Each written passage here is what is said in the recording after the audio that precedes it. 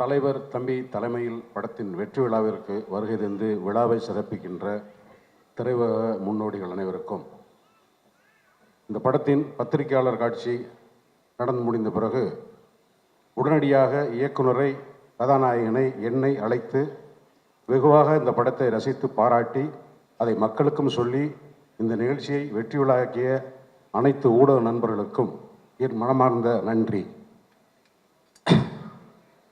சௌத்ரி சார்கிட்ட எப்போது ஃபோன் பண்ணி, சார் ஒரு கதை சொல்லணும். அப்படியா? யாரையா ஹீரோ? ஜீவா. யோ, அவனுக்கு ஒரு படம் ஓடாது, நீ வேற. நானே படம் எடுக்கிறதில்ல, அவனுக்கு போங்க, வேற யாருக்காக ஹீரோ சொல்லுங்கய்யா. இப்படி வளர்ந்த ஹீரோ அவர். அப்போ இவ்வளோ ஒழுக்கமாக வளர்ந்துருப்பார்.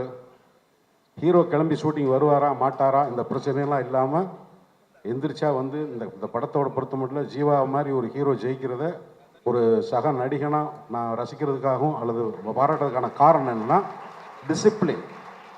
வேலையில் ஒரு ஹீரோ, ஒரு ப்ரொடியூசருக்கு வந்து சொல்லியாச்சுன்னா காலையில் ஹீரோ வந்துடுவார்.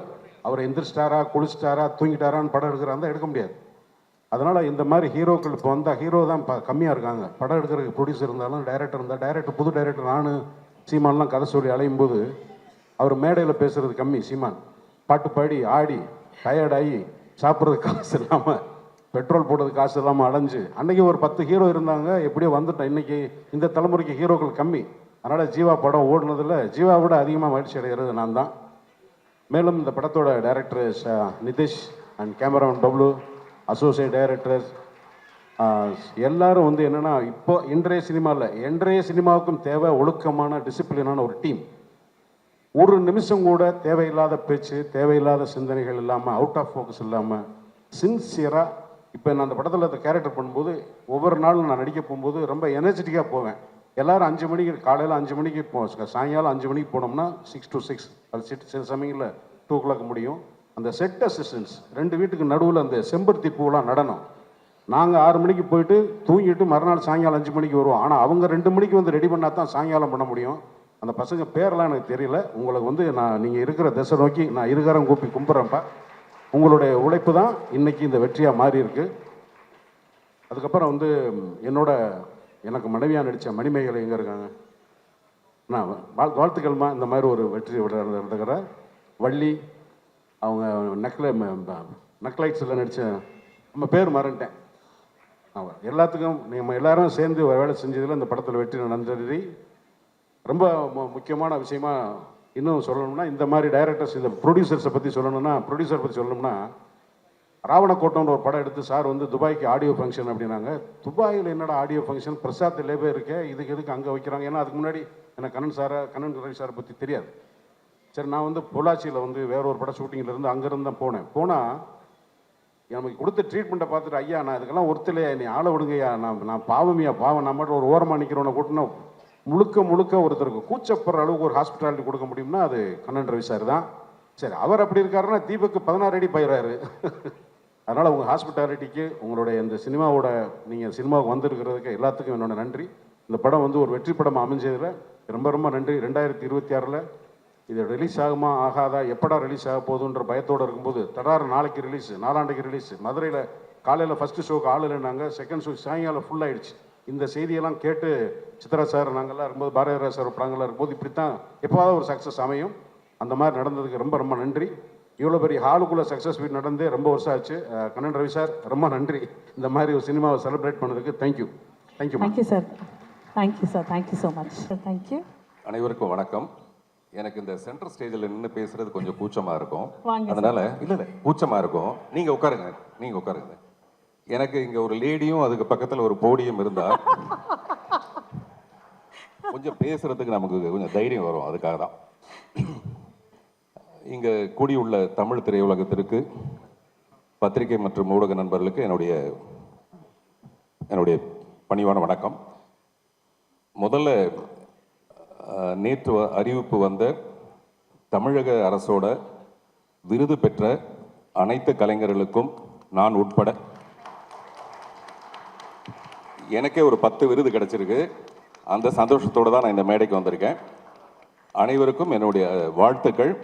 மாண்புமிகு தமிழக முதல்வருக்கும் துணை முதல்வருக்கும் இங்கிருந்து நான் அவங்களுக்கு நன்றி சொல்லிக்கிறேன். பொதுவாகவே பொங்கல் ரிலீஸில் பல படங்கள் வந்து போகி ஆயிடும், சில படங்கள் வந்து வெறும் வெண்பொங்கல் ஆயிடும். அந்த வரிசையில் சக்கரை பொங்கல்ங்கிறது இந்த டிடிடி மட்டும்தான். அதுக்கு முக்கியமான காரணம் வந்து திரு கண்ணன் ரவி அவர்கள். இவரை பற்றி முதல்ல கொஞ்சம் சொல்லிட்டு அதுக்கப்புறம் மீதி விஷயங்கள்லாம் பேசலாம். இவரை பற்றி பேசுகிறதே ஒரு தனி கதை. துபாயோட அதிபரோட பேர் என்னன்னு எனக்கு தெரியாது. அவர் ஆக்சுவலாக பேருக்கு தான் ஒரு அதிபரை தவிர துபாயோட ஒரிஜினல் அதிபர் வந்து கண்ணன் ரவி தான். நான் ஃபஸ்ட் டைம் துபாய்க்கு அவர் அழைப்பின் பேரில் நான் போனால், வழக்கமாக முங்குடியவர்களாக இருந்தால் கூட ஃப்ளைட்லேருந்து இறங்கி தானே போவாங்க அந்த படிக்கட்டில். இவர் படிக்கட்டில் சைடில் ஒரு நூல் போட்டு அங்கேருந்து என்னை இறக்குறாரு. இறக்குனா கீழே ஒரு கார் நின்றுட்டு இருக்கு. அங்கே அந்த என்ன சொல்லுவாங்க, அந்த ஷேக்கெல்லாம் வந்து நின்று என்னை கூட்டிகிட்டு போய் அந்த இமிக்ரேஷனுக்கு கவுண்டருக்கு நான் போக வேண்டியதில்லை, இமிக்ரேஷன் கவுண்டர் இவர் கொண்டு வந்துடுறாரு எனக்கு எதிர்க்க. அங்கேருந்து இமிக்ரேஷன்லாம் முடிஞ்சு தான் உள்ளே கூப்பிட்டு போனாங்க. அந்த மாதிரி ஒரு பயங்கர, அப்புறம் அந்த ஊரில் பெரிய கை இவர், வழக்கமாக சொல்லுவாங்கல்ல பெரிய கை இதுன்னு, அந்த மாதிரி ஒரு பெரிய கைனா கையில் இருக்கிறது பூரா எல்லாம் தனரேகை தான். அதில் எவ்வளவு பேருக்கு உதவி செய்ய முடியுங்கிறது அவருடைய ஒரு குறிக்கோளாக வச்சுருக்காரு. அதை நான் நேரடியாக பார்த்துருக்கேன். உதாரணத்துக்கு எனக்கு பர்ஃப்யூம் வாங்கி கொடுக்குறேன்னு சொல்லிட்டு அந்த பர்ஃப்யூம் கடைக்காரர் வர சொன்னார். அவன் பை நிறைய பர்ஃப்யூம் எடுத்துகிட்டு வந்தாப்புல. இவர் என்ன பண்ணாரு, அதில் ஒரு 5 பாட்டில் எடுத்தார். ஏன்னா நமக்கு 5 பாட்டிலான்னு பார்த்தா அந்த 5 பாட்டில் கடைக்காரன்ட்ட கொடுத்துட்டு அந்த பை நிறைய இருக்க பர்ஃப்யூமை என்கிட்ட கொடுத்துட்டாரு. இதை நீ வச்சுக்கோன்னு சொல்லிட்டு, கடையில் ஏதாவது ஒரு 5 பாட்டிலாக இருக்கட்டுமேனு. 5 வருஷமாச்சு, இன்னும் அந்த பர்ஃப்யூம் தான் யூஸ் பண்ணிட்டு இருக்கேன் நான். என் பக்கத்தில் வந்து கூட வாசனை வந்திருக்கும். ஸோ அந்த மாதிரி துபாய்க்கு வந்து அநேகமாக நயகராவை சீக்கிரமாக அவரே கொண்டு வந்துடுவார்னு நினைக்கிறேன். ஏன்னா இப்போ தான் நயன்தாராவை கூப்பிட்டு போனார். அதனால் அடுத்து நயகராவையும் கொண்டு வந்துடுவார். அந்த அளவுக்கு செல்வாக்கு மிக்க வருவார். நான் முதல்ல சொன்ன மாதிரி அவருடைய மனசு வந்து ரொம்ப ரொம்ப பெருசு. அவருடைய இந்த சிரிப்புக்கு காரணமான ஒரு மனுஷன் கல்யாணத்துக்கு அப்புறம் ஒரு 5 வருஷம் கழிச்சு சிரிக்கிறான்னா அதுக்கு நிச்சயமான காரணம் அவருடைய மனைவியாக தான் இருக்க முடியும். அதனால் அவருடைய மனைவிக்கு இந்த நேரத்தில் நம்ம பாராட்டுகள். அதே மாதிரி தீபக் வந்து இவர் 16 அடி, நாங்கள் 32 அடி கூட பாயக்கூடிய ஒரு ரசனை மிக்க ஒரு நண்பராக இருக்கார். அவருக்கு என்னுடைய வாழ்த்துக்கள். இந்த டிடிடி வெற்றி பெற காரணமாக இருந்த இயக்குனர் நித்தீஷ் அவர்களுக்கு என்னுடைய மனப்பூர்வமான, ஏன்னா இங்கே எல்லாரும் சொல்லும்போது அந்த ஒரு சின்ன கதையை எடுத்துக்கிட்டு அது எவ்வளோ பியூட்டிஃபுல்லாக ட்ரீட் பண்ணியிருந்தாருங்கிறது தான். ஜீவா வந்து அவருடைய வெற்றிக்காக பல நேரத்தில் நமக்கு தோணும் நிறைய திறமை இருக்குது, ஆனால் நமக்கு அந்த வெற்றி கிடைக்கலையேன்னு சொல்லிட்டு நான் உட்பட வருத்தப்படுற ஒரு நடிகர்கள் வரிசையில் ஜீவாவும் இன்னைக்கு இந்த வெற்றியை வந்து என்னுடைய வெற்றி மாதிரி எனக்கு ரொம்ப மிகப்பெரிய ஒரு மகிழ்ச்சியை கொடுத்துருக்கு. கதாநாயகி அழகாக இருக்கிறதாக எல்லாருமே சொன்னதுனால அதை நான் பின்பற்ற விரும்பலை. அதனால் அவருக்கு என்னுடைய வாழ்த்துக்கள். குழுவினர் எல்லாருக்கும் என்னுடைய மனப்பூர்வமான பாராட்டுகளையும் வாழ்த்துக்களையும் தெரிவித்துக் கொள்கிறேன். நன்றி, வணக்கம்.